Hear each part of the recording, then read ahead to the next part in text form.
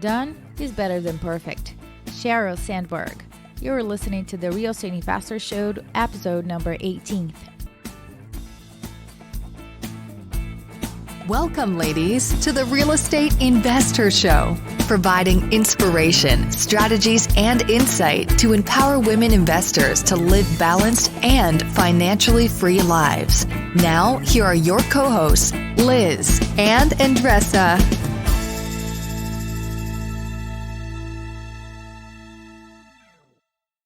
Hey, everybody. This is Liz back with you for the Real Estate Investor Show, along with my wonderful co-host, Andresa. Hello, everybody. Hope everyone's doing wonderful. And we have another topic here, another discussion around building a team. So we're excited to share that topic with you because you're going to need to build a team. If you are not, you can't stay on your own. There's no way. Yes. And especially in real estate investing, because there's so many different aspects of real estate investing that a team is not only imperative, but it's just necessary. So why not set yourself up for success as you're an existing real estate investor or a new investor? But these are just going to give you some suggestions as you embark this journey and really just, again, building the best team you possibly can. Absolutely. When I look back on those past years, and I've been working with a couple of people for 6-7 years, and they are people that I don't need to give a lot of explanation. I call them and say, here's the thing, and they figure it out. So those are the people that you want to be working with, that they can back you up. My insurance person, my title company, and say, yeah, I'm closing in 2 days. Can you back me up on this one? It's just not, it helps a lot when you create and build and maintain those long-term relationships, that things will get easier as you go. Mm-hmm. And then to Andresa's point, which we're going to go through a little bit of a process here for you to give you some real nuts and bolts of this topic. There's internal team building. There's internal, like kind of like your partner or, that sort of approach. And then there's external, like people that you could hire, like Andresa was saying, they're almost those third party, vendors that you're going to need. You're not going to be able to be in real estate investing and not have a title agent. That's just not possible because that's just the necessity of it. So we're going to get into both those things, the more internal, like partners and, team members in that way, as well as the external, more of those folks that you can hire. But as we kind of embark on this topic, the kind of the first suggestion we have for you, the first number one, strategy is to begin with the end in mind. And I know we hear it's cliche, begin with the end in mind, but it is so important when it comes to building a team, because what are your long-term goals? What are your short-term goals? And then who can help you get there? And it seems like a simple question, but that's really the number one question. Where are you headed? And then who's going to be able to get you there before you even jump into who exactly you need? Those are questions you need to kind of answer and get clarity around. Yeah, absolutely. I think that when you look at real estate, you have wholesaling, notes, you have rehabs, new construction, apartment complexes, Airbnb, and the list goes on and on. It's important for me to get laser focus. Otherwise, you are all over the place, overwhelmed and stuck. So if you have a clear goal, let's focus on that, manage that part, and then develop other areas that you're looking to do business. Yep. Perfect. The next one is imperative, and it's not always the easiest to do, but it's incredibly important. And we're calling that almost like creating a self-assessment, or actually completing a self-assessment on yourself. What do I mean by that? Oh man. So, before, long story short, when my husband and I started investing many, many, many moons ago, I also was doing consulting work. And I was an expert in a personality assessment. It's actually called the Predictive Index. It's a wonderful, wonderful tool out there. I don't work with it anymore, but in those years of me working with this tool, I did a lot of team building, a lot of coordinating those type of sessions for companies and leaders and CEOs and what have you. And the biggest thing when you start building a team is to do some self-assessment first before you can determine who you need and the kind of people you need. Although we asked you, what are your short-term goals? Who do you need to get there? The strategy right next to it is to do some self-assessment. And what that really looks like is, what are your strengths? What are your weaknesses? I like to call those areas for opportunity, but they're weaknesses. They're things. That's so sweet. Yeah, I know. I do say it in a sweet. I used to say it in a very sweet way because that's just me. I always put the nice little curve to it. Andresa be like, "What are your weaknesses? What are weaknesses exactly?" Andresa's a lot more direct than I am, as you can tell from our session. But those are important things. What are your strengths and what are your weaknesses, and what are the things that you can bring to the table? Because whether you have a couple properties on your belt, whether you're brand spanking new, you still have things that you can bring to the table. Maybe you have a lot of time, but you don't have a lot of money. Maybe you have a lot of money. You're a high paid professional, but you just don't have the time. Maybe you have a skill. You're really good at sales. You're really good at marketing, but you don't know much about construction, or vice versa. You grew up in a family of construction and you always watched your father fix things or your mother fix things. Those are all things that you need to assess. Number one, what do you bring to the table and what are you lacking? Because that is going to become really important for you as you embark on this kind of journey of building a team. I think it's so important when you say you got to look at yourself and figure out your skills.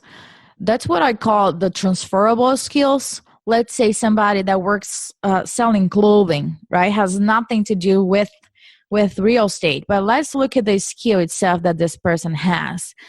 Very approachable, sales, can figure it out issues, right? Offer different options. So all of this is same skills that we'll need for somebody to talk to a person that is looking to sell their properties. Okay, I have those options. Oh, it doesn't fit you. Let me give you other options and create a relationship. So sometimes we need to figure it out and dig deeper to know who we are, and just for sure there's something in there that you can add value to somebody else's life. And I can't stress enough when it comes to obviously the time, money, and skills, but your actual personality. If you haven't taken any sort of third-party assessment tool, go do that now. Seriously, whether it's whatever. I mean, I used a proprietary tool in the consulting I did. I don't think you have access just to take that, but there are so many other tools to take. StrengthsFinder or Colby. Just take an assessment that measures your personality from a third-party, objective viewpoint. My point in telling you this is that I used to tell the story when I did a lot of consulting work. I did team buildings, and I always did exercises where you had 4 teams doing an exercise. I gave them 10 minutes to do the exercise. I used to put the similar style group of personality together, and then I'd put, where they're all dominant people, I put them together. Then I'd put a really conservative group of cautious people together. And then I'd put a group together that was diverse. So you'd have the extrovert, you'd have the introvert, you'd have the big picture person, you'd have the really detailed person, the real slow and methodical person, and then I'd put the quick person. All those. So I would put one group of similar style, one group of also similar but a different style, and then that third group was always diverse. It was each of the personality traits together. Do you want to know who got the project done the fastest? What do you think, Andresa? Who? I think the third one. The third one of the diverse group? Yeah. Was it? It was. Yeah. Because the dominant people will think, no, put the self-starters. let them get it. They'll get it done the fastest. No, they never did, because they were all talking over each other. They all thought they were right. Think about it. A group of dominant people, they're not going to get anything done. There's no way. No way. Then you get the group of like really detailed, cautious people. I love people like that, but they don't get anything done because they haven't even gotten to the project yet. They're still talking about the project. Getting ready to get ready. Getting ready to get ready to get ready to get ready. And then you get the third group, and no one was talking over each other. The person who's a little more mild was listening to the dominant person, but adding their insight. The cautious person was like, let's think about this and this.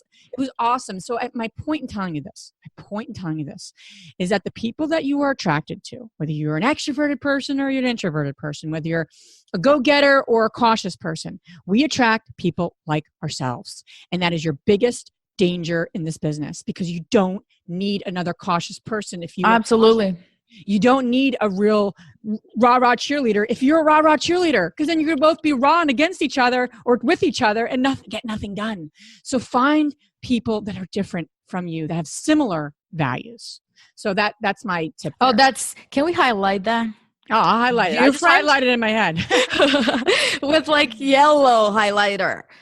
Different, but with very, very similar values. That's so important, because if you have somebody that does not have the same values as you, then we're going a completely different route here. I mean, for example, Andresa and I, as we continue on with this podcast and this community, we're going to share more about ourselves. And, Andresa, like I said a moment ago, she tends to be more direct and to the point.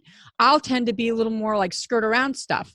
That really works well with us. Sometimes we've had to what I meant by that is, and we have our own, we communicate really well with each other, but we also come at things a little differently, and we have to be respectful of that. Absolutely. Even in projects, for example, communicating with the GCs, that's my thing. And then Liz takes care of other areas where there's a more soft and compassionate approach to get things done in a different way. So when we're looking at our projects that we do together, we strategically select who's talking, who's going to be the what's called bad cop, good cop, who's going to do that. So it's very strategically that's done. Yeah.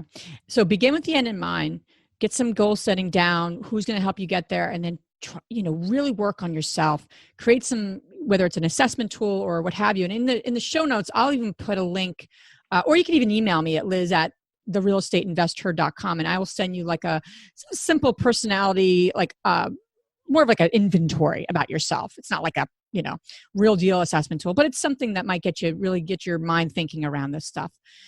Third step, or the third suggestion we have for you, is once you've gotten your goals set. So say you want to get into flipping property. Well, flipping property has a certain process. There's certain people that you're going to need in flipping property. If you want to get into mobile homes, that's another niche. If you want to get into buying apartment complexes, so many different niches have so many different kind of pieces of the puzzle. So for example, if you're going to flip property, finding flips is obviously the first step of that process. Well, what type of people do you need to help you find flips?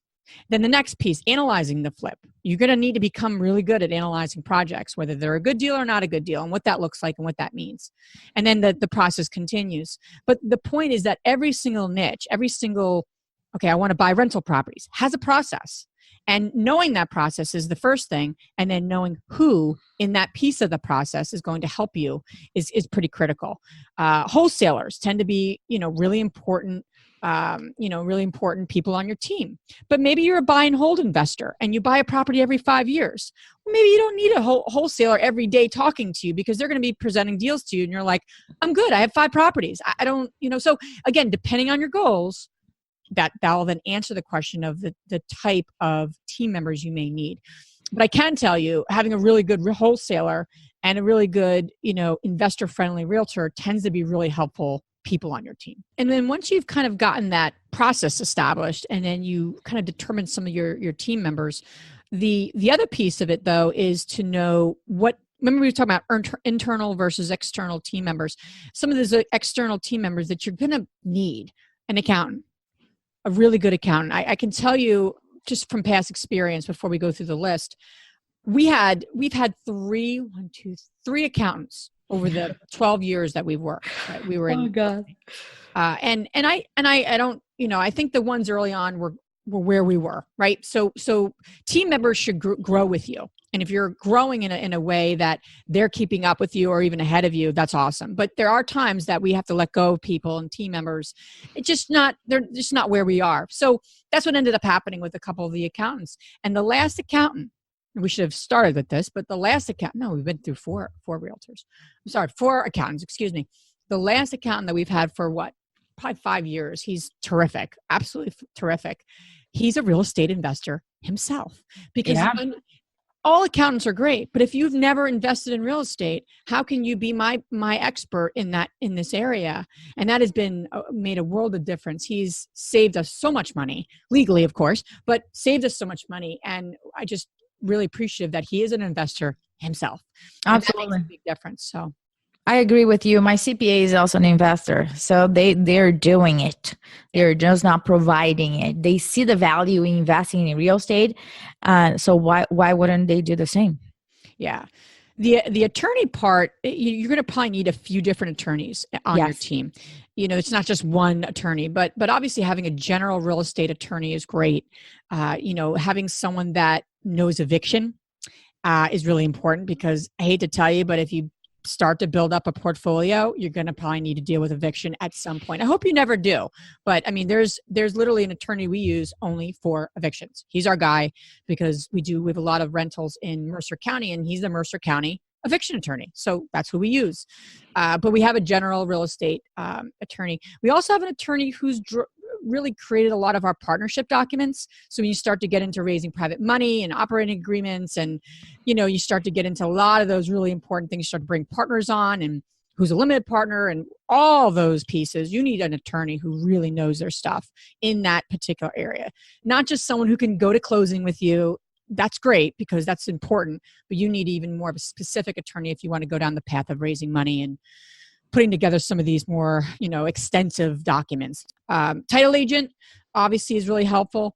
And to really build a relationship with a title agent, think about it.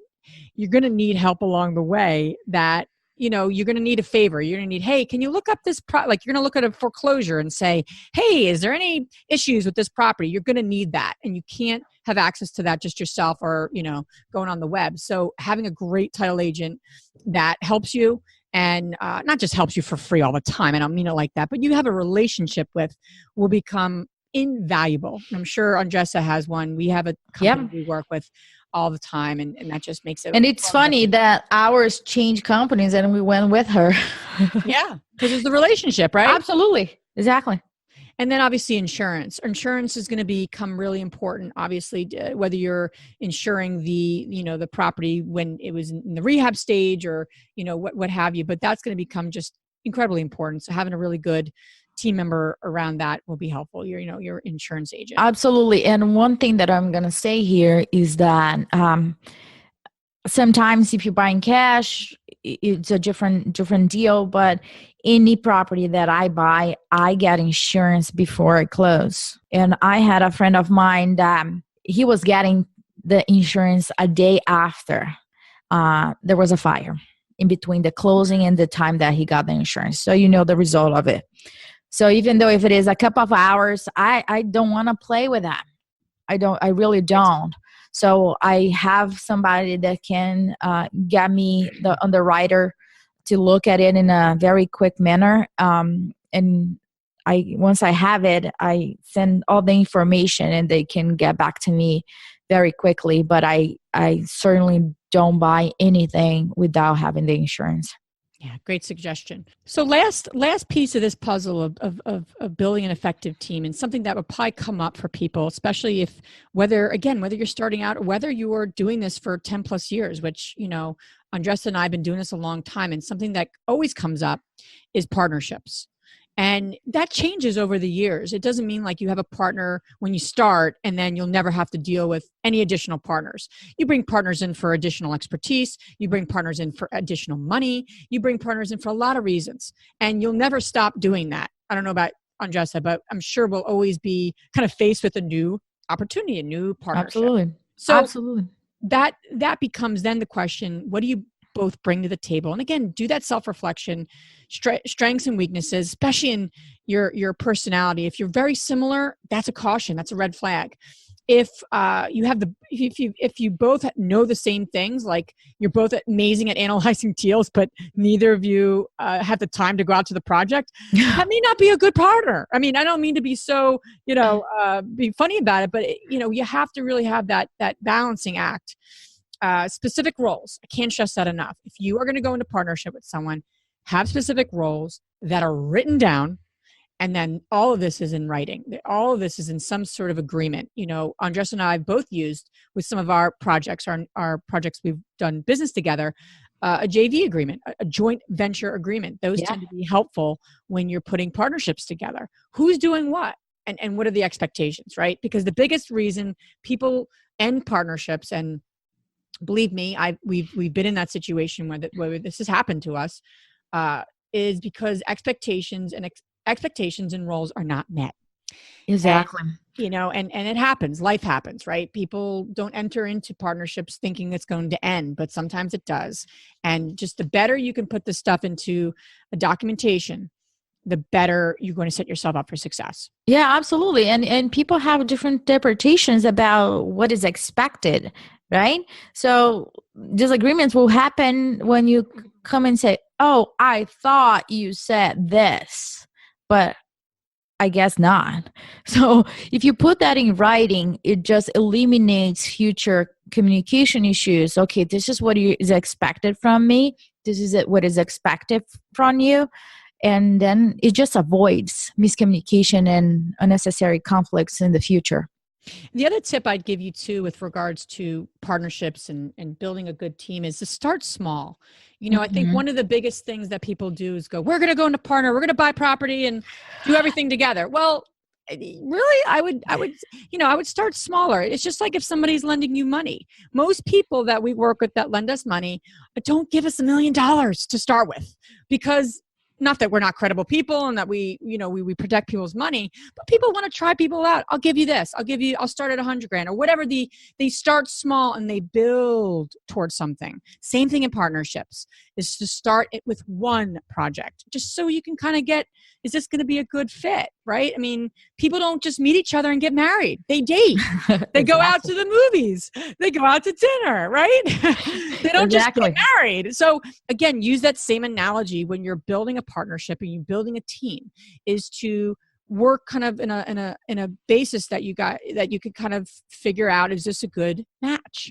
And if you do one property together and it's not the best match, then okay, no problem. You'll get through that one project. But if you buy 10, and that's a problem, right? If the person ends up not being the right. And don't let the bad experience of a partnership block you for having future partnerships. I do believe that in real estate, if you want to grow your business, scale, and especially leverage your skills and time, you've got to find other people that you can partner up with. So learn from your past and just move forward, but don't avoid partnerships, because those are essential to create a community where one can support one another. And the last thing I'd share, and the last thing we'll leave you with here in terms of building a team, is to be in continuous improvement. So if you have a partner, you have a team member, and you guys are working together and you're saying, okay, we're looking for a property and you do this and I do this, make sure you're talking about not just the tasks that need to be done, but you're making time to actually talk about the relationship. In other words, what's working, what's not, what do you need more from me? Oh, you know what? I really need this from you. No one knows exactly what another person needs unless you ask them and you actually talk about it. I mean, I did so many of these team buildings with these companies and people that knew each other and that were sitting right next to each other. Literally, these two women were sitting next to each other for 30 years, and we did team building. And I saw them talking to each other, and they were asking each other, what do you need more from me that you're not getting from me today? And they were talking, and I had to cut them off because we just kind of were wrapping up for the day. And I went up to one of them after and I said, I saw you guys talking for a long time. Don't you guys sit next to each other every day?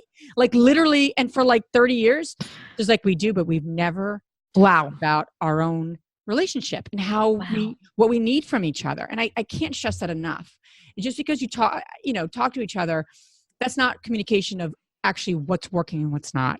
So go out to lunch, schedule a monthly, quarterly, update with each other, what have you. But you need to talk about not just the tasks, but more importantly, what's working, what's not with team members. Absolutely. Can't stress that enough. Yeah, I want to piggyback on that very quick before we go. On our mastermind group, we are reading a book right now that fits that purpose. It's called Fierce Conversations by Susan Scott. It just talks about the cost of not having those conversations in your relationship and within the company as a whole. It's a remarkable book. I highly recommend. It's going to be on our show notes, so you guys can definitely check that out. Yeah, absolutely. So thanks as always for listening. And we encourage you to, take something from this conversation, start getting into more comfortable, space around yourself and what you bring to the table. And soon enough, you'll have a phenomenal team around you. So thanks for listening. Thanks, guys. Enjoy your day. Bye. If you enjoyed this podcast and want to receive updates on our next interviews, go to our website, therealestateinvestor.com. There, you can subscribe to our show, become part of our investor community, and get updates on upcoming episodes. If you like our show, please share it with other women who would benefit. And don't forget to leave us a rating on iTunes. We'd really appreciate it. And as always, we encourage you to take one action as a result of today's show and put it into motion so you can live both a financially free and balanced life. Thanks for spending time with us. Ciao.